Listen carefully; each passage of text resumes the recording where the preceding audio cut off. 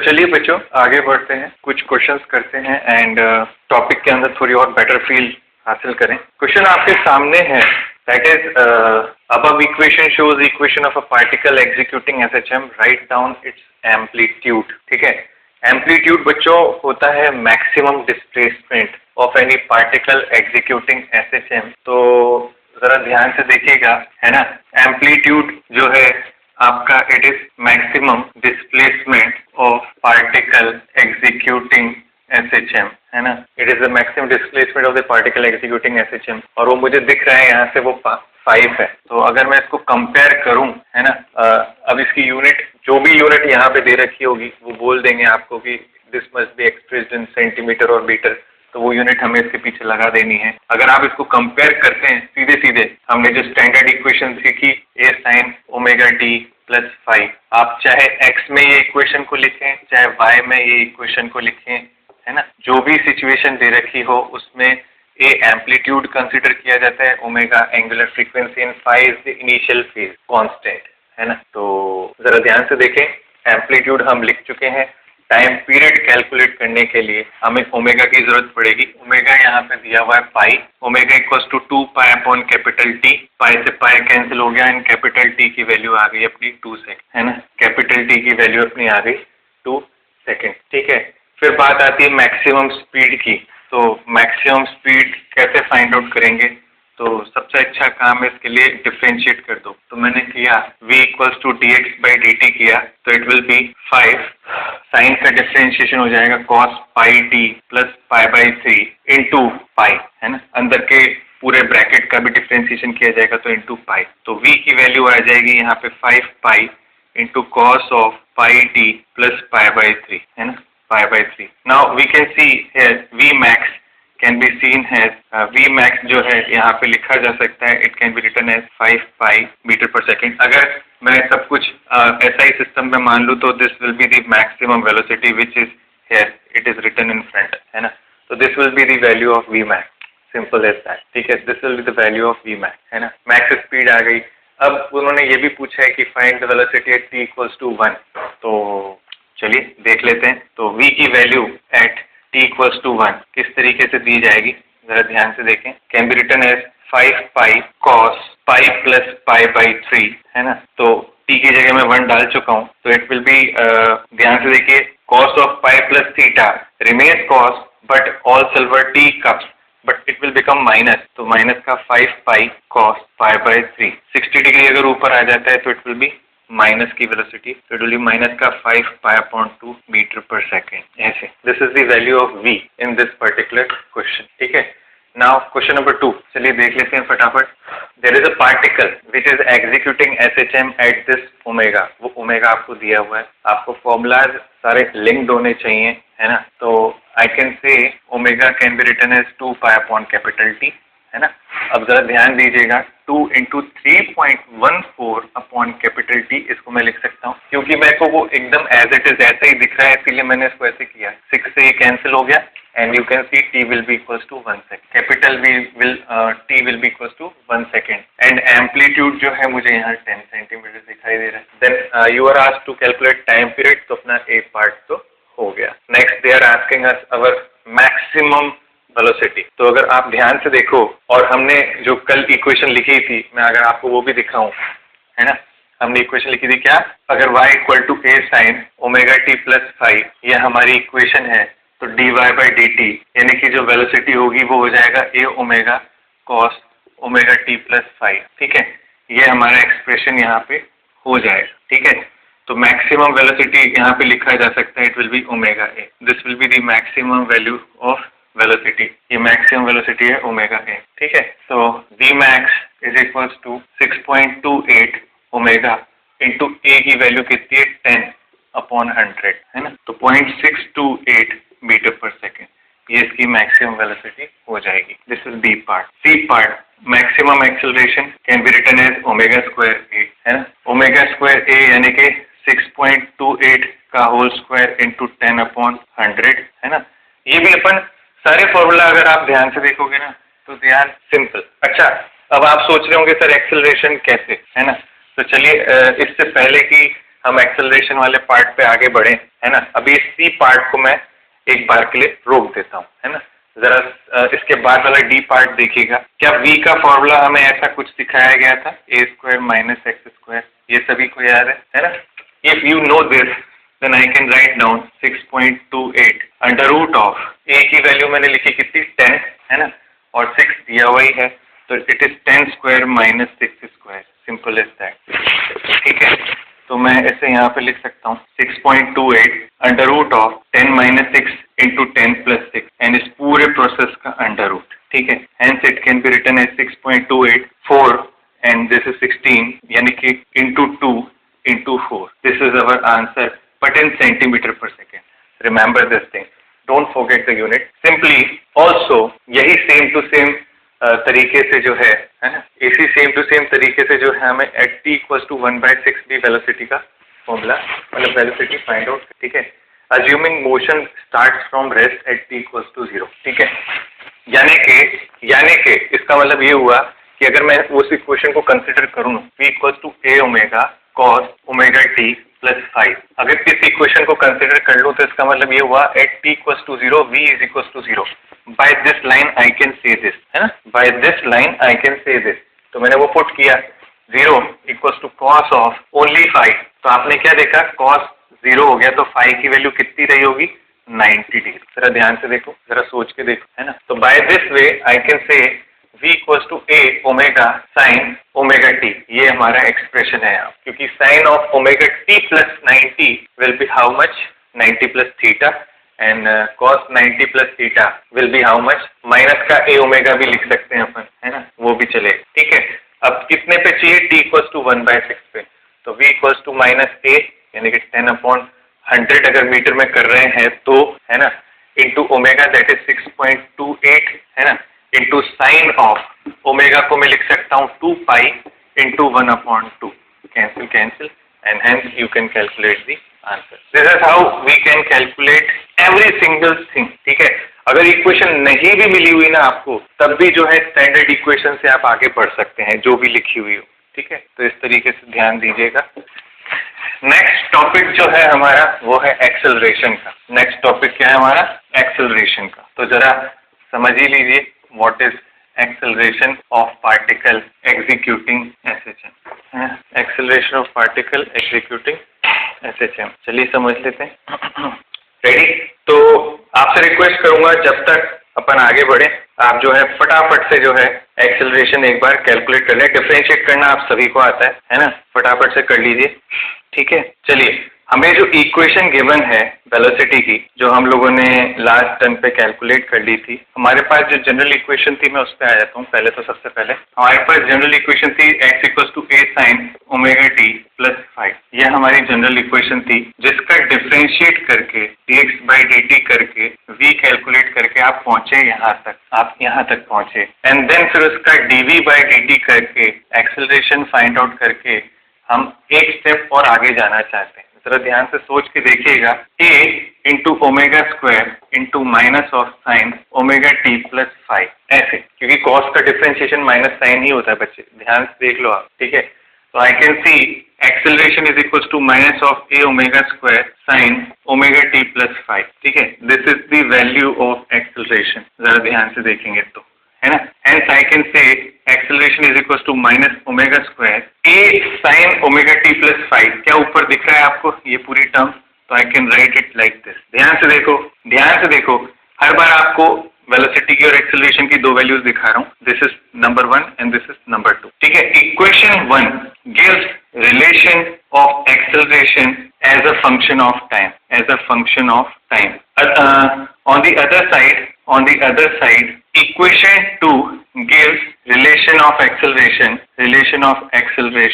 as a function of x। ठीक है, ध्यान से समझना ही बात। तो अगर हमसे कोई भी कहता है कि यार एक्सेलरेशन वर्सेस एक्स का ग्राफ बना दो जरा, तो वो ग्राफ कुछ इस तरीके का यूं हो। ठीक है, ध्यान से देख, ऐसे। ठीक है, and this slope is negative as angle is obtuse, दिखाई दे रहा है। ठीक है, तो this is graph of a equals to minus omega square है, ये इसका ग्राफ, जरा ध्यान से देखिए, ठीक है, दिख रहा है। तो this is how we can do. अब मेरे ख्याल से हम सभी को ये चीज समझ में आ गई होगी कि how to deal with the acceleration, है ना, एक्सेलरेशन से कैसे काम में लेना है। तो अब हमारे प्रीवियस क्वेश्चन के अंदर आप एक्सेलरेशन कैलकुलेट कर पाएंगे, ठीक है। तो let that particular part be an homework and let's do one more question here, question number 3, ठीक। क्वेश्चन नंबर 3 लिखिए। I will just write the question and I'll dictate also. There is a particle of mass 2 kg which is moving in a straight line under the action of this force. I am writing on the board. If it is released at rest from x equals to 6 meter, है ना, आपको बताना है is this particle moving in SHM? Is this particle is moving in SHM? Find equilibrium position of particle. Write equation of motion of particle. D. Find its time period. ठीक है, ये हमारे सामने एक सवाल उठ के खड़ा हो गया। चलिए फटाफट से थोड़ा सा टाइम दीजिए इस क्वेश्चन को एंड करके दिखाइए। शाबाश, पचपार्टी कीजिए सब लोग। सबसे पहले अगर मैं बात करूं इक्विलिब्रियम पोजीशन की, है ना, तो इक्विलिब्रियम पोजीशन कहाँ है कि वो फटाफट फाइंड आउट किया जा सकता है, ठीक है। In order to find equilibrium position that is place where net force is zero, that is the place where net force is zero. I can say net force is zero when 8 minus 2x is equals to 0, that is x equals to 4, यानी कि x equals to 4 हो जाएगा, ठीक है। x equals to 4 हो जाएगा, यानी कि अगर ओरिजिन कहीं यहाँ पे है तो x equals to 4 पे ये पार्टिकल यहाँ पे रिलीज किया जाएगा, है ना। यहाँ पे मतलब इसकी मीन पोजीशन होगी या इक्विलिब्रियम पोजीशन होगी, ये सिचुएशन है। अब x equals to 6 पे आपने इसे जो है क्वेश्चन के अकॉर्डिंग x equals to 6 पे आपने इसको रेस्ट से छोड़ा है, रिलीज किया है, यानी कि मैं कह सकता हूँ ये इसकी एक्सट्रीम पोजीशन हो गई।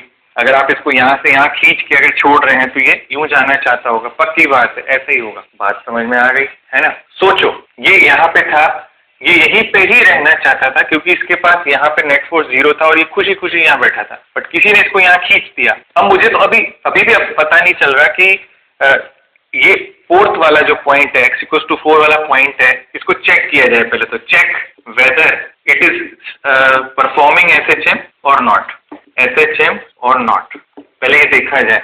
तो x equals to 5 देखा मैंने, x equals to 5 पे देखा, f की वैल्यू देखी x equals to 5 पे, तो देखा it is coming out as 8 minus 2 into 5, 8 minus 10 it is -2, यानी कि देखा जाए तो फोर्स इज लेस देन 0, है ना, यानी कि पीछे खींचा जा रहा है, यानी कि pulled towards the main position यहाँ पे लिखा है। सिमिलरली x equals to 4 पे बात किया मैंने, नहीं 4 नहीं 3 पे बात किया मैंने, तो देखा तो f की वैल्यू x equals to 3 पे डाला, है ना, x equals to 3 पे डाला तो इट इज 8 minus 2 into 3, तो it will be how much, 8 minus 6 equals to 2 plus का, यानी कि देखा जाए तो फोर्स इज ग्रेटर देन 0, ठीक है। तो यानी कि वापस से उसी लोकेशन के ऊपर आ रहा है, पीछे आगे की तरफ, ठीक है। तो उसी की तरफ आ रहा है, उसी की तरफ पीछे जा रहा है ना। इसका मतलब, है ना, इसका मतलब अगर देखा जाए, है ना, इसका मतलब अगर देखा जाए तो x equals to 4 वो जगह है जहां से चाहे आप इसको आगे लेके जाओ पार्टिकल को, चाहे आप पीछे लेके जाओ, ये वापस उसी जगह पे आना चाहता है, ये वापस अपनी मेन पोजीशन पे ही आना चाहता है, ठीक है। तो ये वो लोकेशन है जिस पे मैं कह सकता हूँ there is stable equilibrium, there is stable equilibrium at x equals to 4 and yes there will be SHM, ये भी प्रूव हो गया, ठीक है। चलो अब एक एक करके SHM आ गया तो सारी चीजें भी पता चल जाएंगी। x equals to 6 पे छोड़ा जा रहा है, अब नेक्स्ट पॉइंट ये है, ठीक है। पहला पार्ट तो अपना हो गया, yes the particle is executing SHM। कैसे देखना है आपको एक सवाल पहले भी करा चुका हूँ और आपने किया भी है और काफी बच्चों का आंसर बिल्कुल सही भी आया है, तो मुझे नहीं लगता है इसमें किसी को प्रॉब्लम आई हो, ठीक है। But still there is a revision for all those who found difficulty there that time, ठीक है। फाइंड इक्विलिब्रियम पोजीशन वो मिल गई x equals to 4, ये पार्टिकल भी आपका, ये क्वेश्चन भी हो गया। Now right the equation of motion of the particle. कैसे किया जाए भाई, जरा सोचिए, हाउ टू डू दिस, सोच के देखिए फटाफट, सोचो ना ना ना ना ना ना, वल्ला वल्ला, 13 कोई चलिए देख लेते हैं, लेट अस सी। अगर मैं सर्कल ड्रॉ करूं, मेरी स्क्रीन ड्रॉ करूं, मेरे लिए रेफरेंस पॉइंट तो यहाँ है at t equals to 0, this is my reference line, yes or no, हाँ कि ना? ये आपकी मेन पोजीशन, ये आपकी extreme position, this is x equals to 4, this is x equals to 6। ओ बच्चे, क्या पता चला आपको? द डिस्टेंस यानी कि द रेडियस इज ओनली 2। क्या आपको पता चल रहा है रेडियस इज ओनली 2, है ना? रेडियस 2 होने के साथ साथ पार्टिकल यहाँ पे है, यानी कि t इक्वल्स टू 0 पे पार्टिकल आपका v equals to 0 and x equals to already जो है, अगर इसको मैं अगर इसको मैं 0 मान लूँ थोड़ी देर के लिए, तो पक्की बात है मैं इसको 2 लिखूंगा भाई, 2,0, तो मैं कह सकता हूँ x इक्वल्स टू 2 पे है भाई, कह सकता हूँ, है ना? अब हमारी जो जनरल इक्वेशन होती थी वो होती थी x equal to a sin omega t plus 5। बच्चे यही होती थी ना, सभी को यही पता है। क्या t इक्वल टू 0 पे x इक्वल टू 2 डाल दोगे, कर पाओगे, है ना? और जरा ध्यान से देखना, t इक्वल टू 0 पे x इक्वल टू 0 यहाँ पे हुआ करता था, है ना?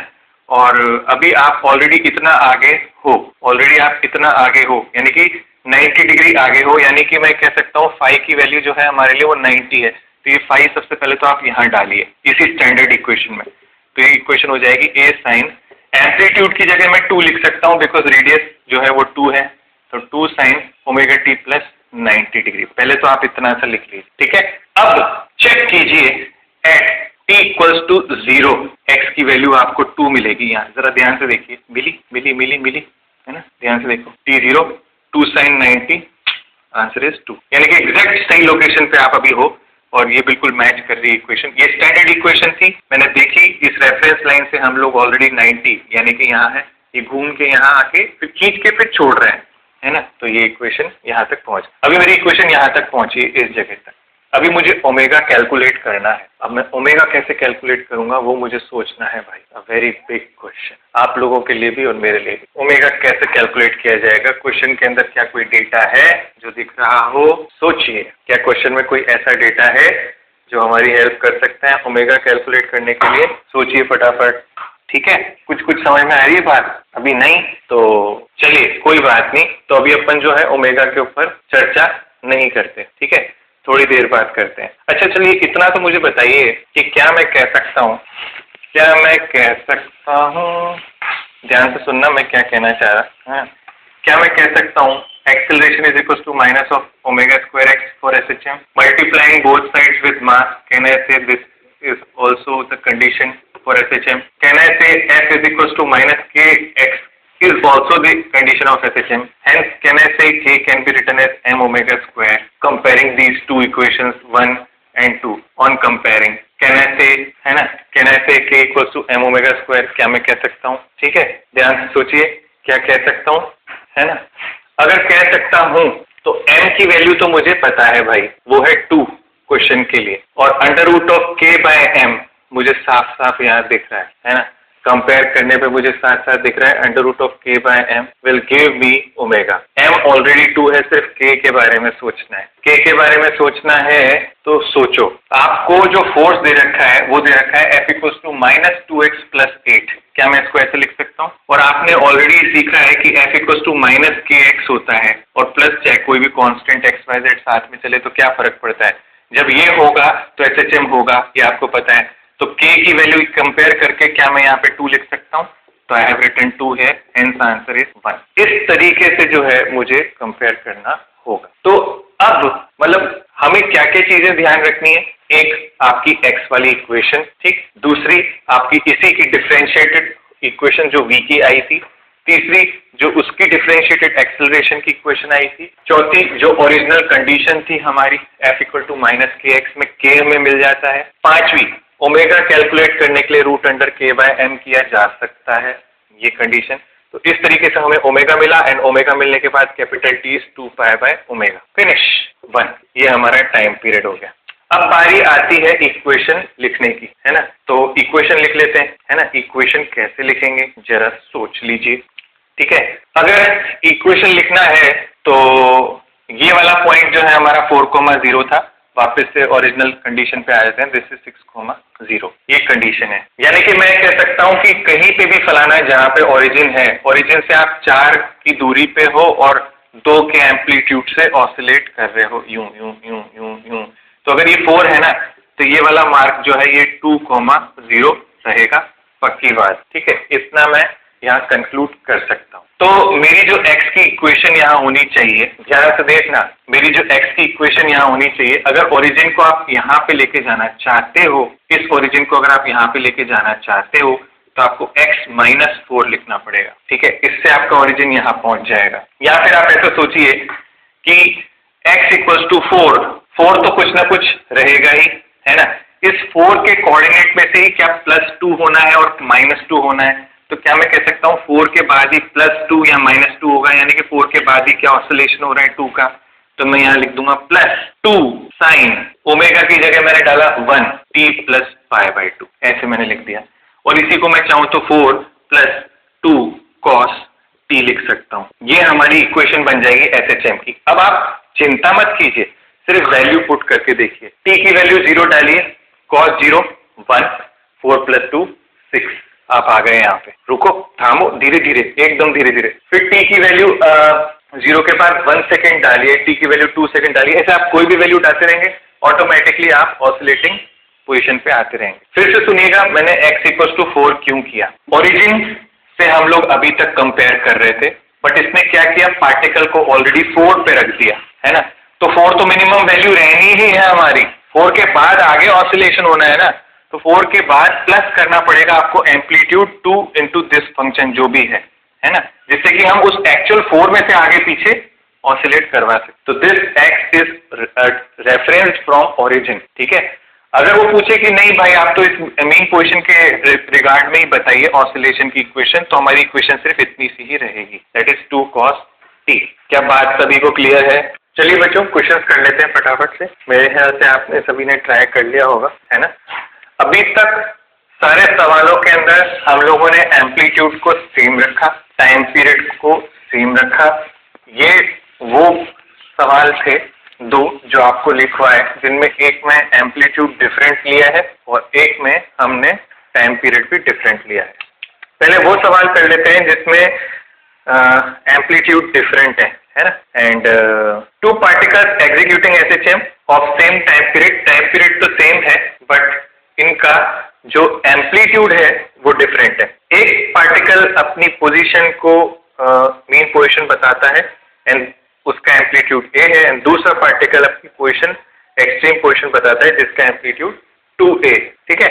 And when they both start, आपसे पूछा गया है after how much time they are going to meet. तो एक जो सर्कल हमें बनाना है वो A रेडियस का बनाना होगा एंड दूसरा सर्कल जो आपको बनाना होगा वो 2A रेडियस का बनाना। एक पार्टिकल आपका मीन पोजीशन पे है और वो A एम्पलीट्यूड का है, तो ये हमारा फर्स्ट पार्टिकल है जो छोटे सर्कल का है जिसका एम्पलीट्यूड मात्र A है, ठीक है। दूसरा पार्टिकल आपका वो है जो एक्सट्रीम पोजीशन से शुरू होता है, यानी कि यहां से, एंड उसका एम्पलीट्यूड 2A। आपसे पूछा गया है कि बताइए ये दोनों पार्टिकल्स आपस में एक दूसरे को कब क्रॉस करेंगे, because they are at the same line बच्चे, because they are at the same line.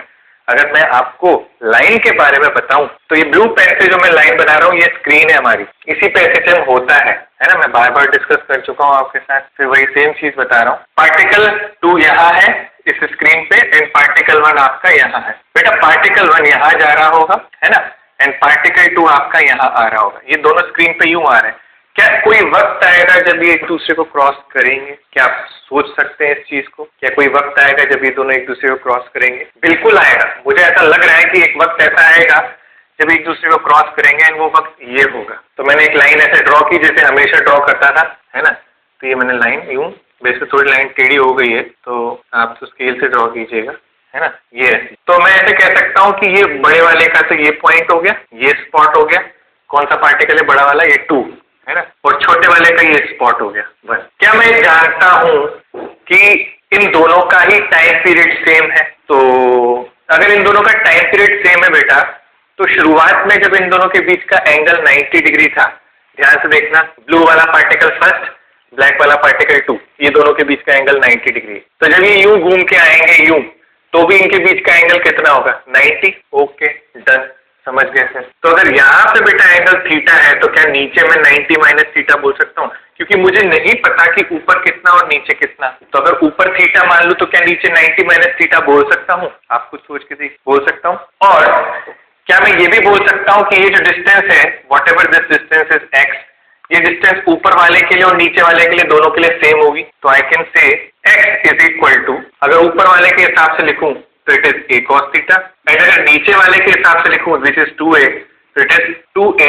cos 90 minus theta. ध्यान से देखिए, x की दोनों वैल्यूज करेक्ट हैं, दोनों SHMs के अकॉर्डिंग, ठीक है। Hence they are equal, a से a कैंसिल किया है ना, and I got to know the value of what cos theta is equals to 2 and this is sin theta, so I can say tan theta is equals to 1/2। ये angle आ गया बेटा, ध्यान से देखिए, और वही तो चाहिए था मुझे, I just needed the angle, tan theta मुझे मिल चुका है। अब मुझे ये बताना पड़ेगा यहाँ पे कि how much time they have traveled, है ना, किसने ट्रैवल किया, ये वन ने, यहाँ से जब ये यहाँ पहुंचा है, how much time they have taken, ये t equal to 0 का टाइम, ये t equal to t का टाइम। मान लीजिए यहाँ से यहाँ तक इसने एंगल ट्रेवल किया होगा फाई सपोज, ठीक है। क्या मैं लिख सकता हूँ phi is equal to 90 minus theta, है ना? ध्यान से सोचिए ना, आप खुद ही बताइए, क्या मैं लिख सकता हूँ phi is equal to π/2 minus theta, where phi is equal to π/2 minus tan inverse 1/2, मैं ये भी लिख सकता हूँ, है ना। थीटा की वैल्यू यही है, मैं क्या करूँ, गंदी वैल्यू आई, क्वेश्चन में डेटा गंदा दिया, हम क्या करें भाई, हमने थोड़ा ना कुछ गलत किया, ठीक है। Now this phi will be written as omega into t, where omega is 2 pi by capital T into t। इसको इसके बराबर कर दीजिए भाई, ये आंसर है तो है, कुछ नहीं कर सकते आप, दिस इज द आंसर। क्या बात समझ में आई? क्या बात समझ में आई बच्चों, बच्चा पार्टी, क्या सबको बात समझ में आई, है ना? तो ये याद रखिएगा, this is the time taken by both of them, both of these particles to cross each other, no matter how ugly your answer looks, but you must know what is the deal, what is the क्या कहते हो आप उसे, trick to crack the question, ये आपको पता होना है ना। तो ये पता है तो हमें सब पता है, अच्छे क्वेश्चंस में से एक क्वेश्चन है ये, है ना। तो मैं आपको सिलेक्टिव क्वेश्चंस इसीलिए करा रहा हूँ क्योंकि मुझे पता है कि बच्चे अक्सर इन्हीं क्वेश्चंस में जो है हैंग होते हैं, है ना।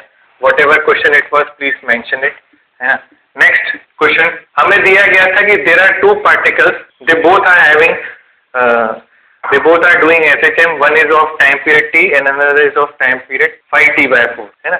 After how many oscillations they will be again in the same phase, ये क्वेश्चन था हमारा, ठीक है, ये क्वेश्चन था हमारा जिसे हमें क्रैक करना है। तो चलिए इसे डिस्कस कर लेते हैं। अगर मुझे नहीं पता कि कितने ऑसिलेशंस के बाद जो है सेम फेज होने वाला है, तो I will say let's say n1 oscillations of particle 1 and n2 oscillations after n1 oscillations of particle 1 and n2 oscillations of particle 2 both will be in same phase, है ना। ऐसा मैंने बोला।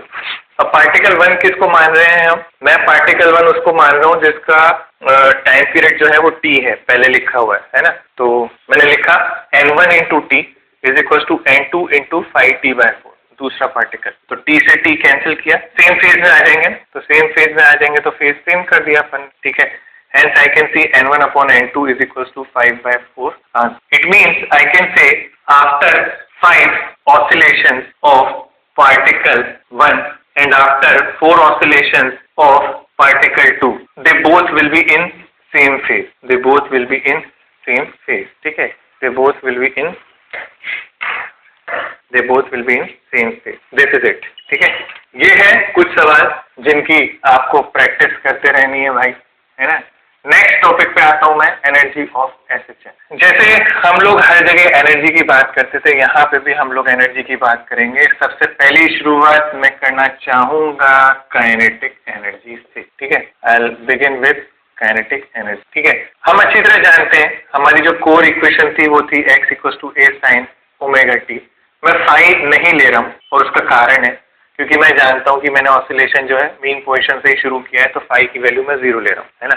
अननेसेसरी प्लस फाई होके जो है angle बड़ा हो जाता है और कुछ नहीं होता। आप चाहो तो रख सकते हो, इसके होने ना होने से कोई खास अंतर नहीं आ रहा है ना।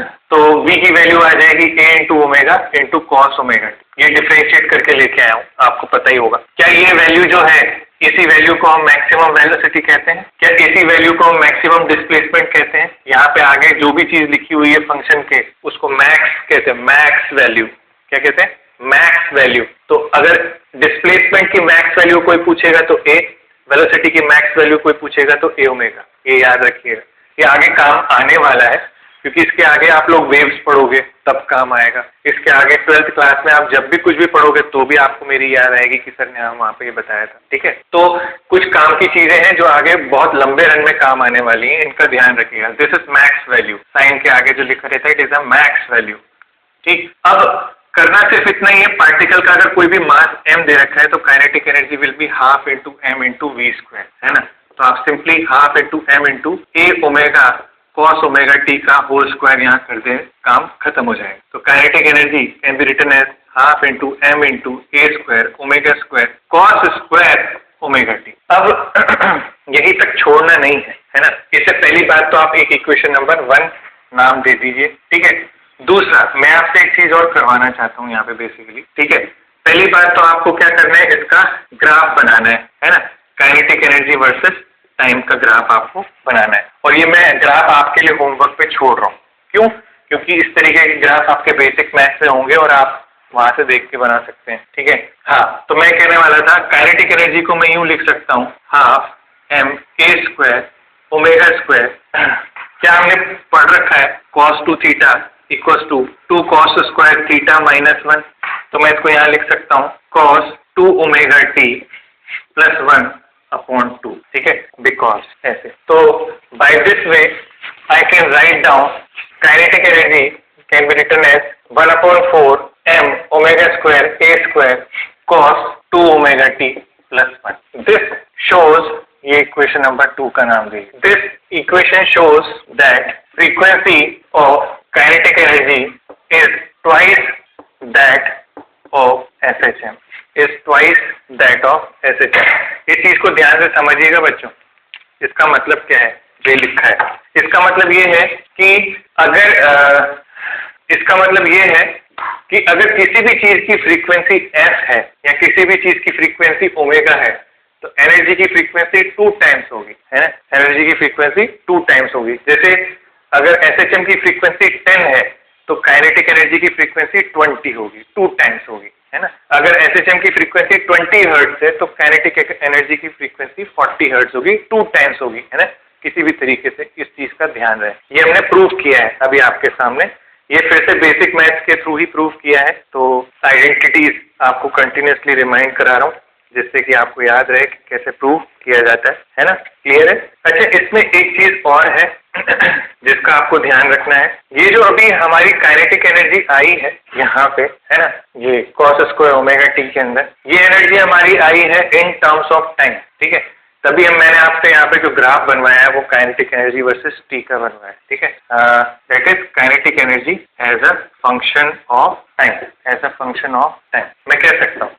सिमिलरली इसी चीज के अंदर मैं ऐसे भी लिख सकता था, as we know sine omega t, या फिर as we know v is equal to omega root under a square minus x square, है ना, ये भी जानते हैं हम। तो I can write down kinetic energy is equal to half into M into omega square a square minus x square, ऐसे भी लिखा जा सकता है। ठीक है, इससे मैं ये समझ सकता हूँ at x equal to 0 that is mean position, है ना। Kinetic energy will be half m omega square a square. ध्यान से देखते जाना बस। At x equal to a, और बेहतर होगा कि मैं इसको टू प्लस माइनस ए कर दूं, यानी कि दोनों एक्सट्रीम पोजीशन की बात एक साथ कर लूं। That is extreme position S. ठीक है, काइनेटिक एनर्जी विल बी 0। जरा ध्यान से देखोगे कैलकुलेट करके तो आपको दिखेगा काइनेटिक एनर्जी 0 ही आ रही है। ठीक है, तो इसका मतलब ये है कि काइनेटिक एनर्जी पूरी साइकिल के अंदर 2 बार 0 हो रहा है और 2 बार मैक्सिमम हो रहा है ना। तो मैं यहाँ लिख सकता हूँ in one cycle kinetic energy will acquire max value 2 times and मिन वैल्यू 2 टाइम्स। ठीक है, तो साफ पता चल गया कि फ्रीक्वेंसी 2 गुना हो भी रही है, ये दिख गया यहाँ, है ना। एक साइकिल में कोई भी एक्टिविटी आप अगर 2 बार कर रहे हो तो that means the frequency is 2 times. ठीक है। ओके, तो चलिए ये बात समझ में आ गई। ठीक है, अगर यही सेम टू सेम चीज मैं यहाँ पे टाइम के रेस्पेक्ट में बात करूँ ना, तो I can say at t equals to t/4, है ना, या फिर at t equals to 0, t, है ना, kinetic energy will be half m omega square a square, क्योंकि this is the time when you are at mean position, and at the time t equals to t/4, 3t/4, that is at extreme position kinetic energies will be 0। ये चीज हम time के लिए भी बोल सकते हैं। ठीक है, बात समझ में आ रही है, बात क्लियर हो रही है। ठीक है, अगर आपने ये ग्राफ काइनेटिक एनर्जी का बना लिया है तब तो बहुत अच्छी बात है, और अगर नहीं बनाया है तो let me just tell you, graph कुछ इस तरीके का बनेगा। ग्राफ कुछ इस तरीके का बनेगा। This is the graph, time की बात कर रहा हूँ ना, यहाँ टाइम 0 मैक्सिमम, दोबारा मैक्सिमम कब होगा, t पे। This is the time when it is t। यहाँ पे जो टाइम आएगा आपका t/4, है ना, ऐसे। तो इस चीज का ध्यान रखें। इनफैक्ट कोशिश ये कीजिएगा कि आप इसके टाइम खुद लिखिए, है ना, आप इसके टाइम खुद लिखिए। मैं अभी के लिए इसके टाइम छोड़ दे रहा हूँ, आप इसके टाइम प्लॉट कीजिएगा, बिकॉज टाइम के फंक्शन में हमने इस काइनेटिक एनर्जी को प्लॉट किया है ना। करके देखिएगा, you will definitely be getting it. चलिए आगे बढ़ते हैं and let's talk about potential energy. इसके बाद पोटेंशियल एनर्जी की हम लोग बात करते हैं। ठीक है, डिस्कशन कंटिन्यू रहेगा। Potential energy as we already know that जो यहाँ पे फोर्स इन्वॉल्व होता है, it is a restoring force which is actually F equals to -k, अगर आपको याद हो तो, है ना। We are always dealing with a restoring force here. तो अगर मैं रीस्टोरिंग फोर्स के कारण वर्क डन निकालूंगा कभी भी, है ना, if I will be calculating force restoring का work done, then our work done will be F is equals to -kx, as we know this is the force, then dW can be always written as minus of kx into dx, where integration is done from 0 to x. Work done can be calculated as kx square. This is it। क्या ये सब चीज सबको पता है already, क्योंकि इसको spring में हम लोगों ने ऑलरेडी डिस्कस कर रखा है। ठीक, नाउ एज वी नो कि जो ये वर्क डन किया गया है, this is due to conservative force, है ना। As we know this is the work done due to conservative force, and it is always u initial minus u final, है ना, and it is equal to -12 into k into x square. तो अगर कोई मुझसे पूछेगा कि u initial कब थी, भाई तो वो मीन पोजीशन की थी, एंड u फाइनल कब होगी, एट x लोकेशन होगी, तो it will be -12 kx square. तो मैं अच्छी तरह जानता हूँ कि u at x will be equal to ½ kx square. ये जस्ट स्प्रिंग की तरह है एज इट इज। तो ये हमारा एक्सप्रेशन है पोटेंशियल एनर्जी का, है ना। तो अब u की वैल्यू निकालने के लिए x की सीधे इक्वेशन हम यहाँ पे इंट्रोड्यूस कर देंगे। ठीक है, तो जैसे ही x की वैल्यू हमने a sin ओमेगा t यहाँ पे इंट्रोड्यूस की, तो पोटेंशियल एनर्जी की वैल्यू हो गई ½ into k into a square sine square omega t। ये हमारी इक्वेशन नंबर कितनी चल रही है, 3rd। ठीक है, now this is your equation number 3rd। In fact let me keep this as 3rd, not this as 3rd, है ना, and this as 4th and this as 5th। ठीक है, ध्यान से सुनिएगा, ये जो हमारी पोटेंशियल एनर्जी है, this is the potential energy of particle as a function of x, है ना। यहाँ पे this is kinetic energy of particle as function of x, याद रखिएगा, potential energy of particle as function of time। हमसे जो है ग्राफ पूछा जा सकता है काइनेटिक एनर्जी का as a function of x, तो वो भी बनाना पड़ेगा हमें, बट वो हम अगले मॉड्यूल में बना लेंगे, no issues at all. Graph तो हम सारे एक साथ फिर से बनाएं, बट आप कोशिश जरूर कीजिएगा अपने लेवल पे, है ना। आज पहले एक साथ खत्म हो जाए, इसीलिए मेरा पूरा एम्फेसिस इसी चीज पे कि ये टॉपिक पूरा एक साथ हम रोल आउट कर लें। अब मेरे पास चारों इक्वेशन आ चुकी है, काइनेटिक एनर्जी की एक्स के टर्म में, टी के टर्म में, पोटेंशियल एनर्जी की एक्स के टर्म में, टी के टर्म। ठीक है, चारों इक्वेशंस मेरे पास आ चुकी हैं किसी भी इंस्टेंट पे, है ना, एट एनी इंस्टेंट। अच्छा, एक चीज और मैं बता दूं आपको, यहाँ पे भी मैं जो है पोटेंशियल एनर्जी की फ्रीक्वेंसी चेक कर सकता हूँ, जैसे मैंने वहां पे की थी। तो पोटेंशियल एनर्जी की जब मैं फ्रीक्वेंसी चेक करूंगा तो ½ into k into a square sine square के अंदर मैं स्क्वायर से लिख सकता हूँ, it can be written as 1 minus cos 2 omega t upon 2। It can be written as like this, है ना। तो अगेन पोटेंशियल एनर्जी आपकी लिखी जा सकती है आप 1/4 k a square 1 minus cos 2 omega t। तो in the same way potential energy की जो फ्रीक्वेंसी है ना, frequency of potential energy is also 2 times that of SHM। ये चीज याद रखिएगा, है ना, दोनों में ये चीज कॉमन है। ठीक है।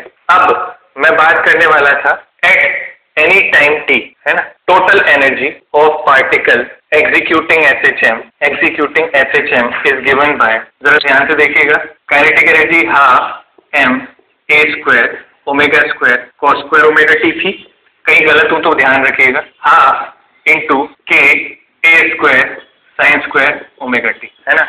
इन दोनों को मुझे जोड़ना पड़ेगा तभी जाके जो है मुझे टोटल एनर्जी यहाँ पे मिलेगी। इन दोनों को मुझे जोड़ना पड़ेगा तभी जो है टोटल एनर्जी मुझे यहाँ पे मिलेगी। सोच के देखिए, ध्यान से सोचिए, ये वाले पोर्शन पे कोई इक्वेशन नहीं है इसलिए इसको हटा, इसी पे समझते हैं। यहाँ के बाद यहाँ देखिएगा, क्या मैं जानता हूँ कि can be written as m omega square, है ना, स्टार इक्वेशन, ये शुरुआत से चल रही है हमारे पास, है ना, k equals to m omega square. तो जब मैं यहाँ पे m ओमेगा स्क्वायर डाल दूंगा तो आप देखेंगे सारी की सारी टर्म्स कॉमन हो जाएंगी, half m omega square a square, सारी की सारी टर्म्स कॉमन हो जाएंगी, and sine square omega t plus cos square omega t अंदर बचेगा, जो बाय बेसिक मैथ्स मैं अच्छी तरह जानता हूँ कि कांस्टेंट होता है, मतलब 1 होता है। Half m omega square a square इसकी टोटल एनर्जी हो गई। तो the strange thing here is frequency of total energy is 0. That is,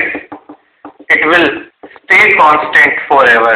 That is, it will stay constant. It will not fluctuate and it will not oscillate. It will stay constant throughout the SHM of the particle. यही same चीज जब मैं at any x करूंगा, at any x displacement, है ना, तो kinetic energy can be written as how much?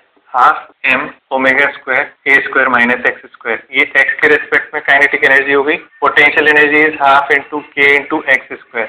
Again k को जब मैं m ओमेगा स्क्वायर पुट कर दूंगा तो आप ध्यान से देखिए, total energy can be again said as half m omega square a, again a constant term, that is no oscillation at all. ठीक, यहाँ से हम यहाँ पे आए। तो बात मेरे ख्याल से आपको समझ में आ गई है कि टोटल एनर्जी जो है पार्टिकल जो ऑसिलेट कर रहा है उसकी कंजर्व्ड है, यहाँ से ये समझ में आता है।